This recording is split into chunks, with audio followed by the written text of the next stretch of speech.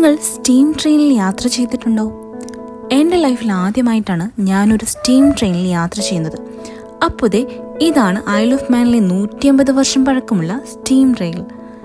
ശരിക്കും ഇതിൽ ഇരുന്ന് യാത്ര ചെയ്യുമ്പോൾ ഒരു വിൻറ്റേജ് വൈബാണ് എനിക്ക് ഫീൽ ആയത്. നിങ്ങളും ഇവിടെ വരുമ്പോൾ ട്രൈ ചെയ്യാൻ മറക്കല്ലേ.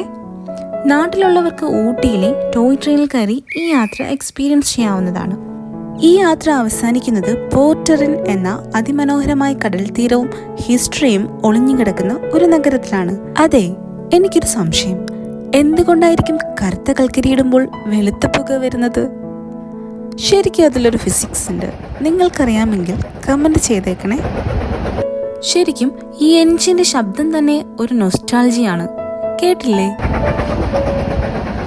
ഈ വീഡിയോ ഇഷ്ടമായാൽ ലൈക്ക് ചെയ്യാനും ഷെയർ ചെയ്യാനും സബ്സ്ക്രൈബ് ചെയ്യാനും മറക്കല്ലേ.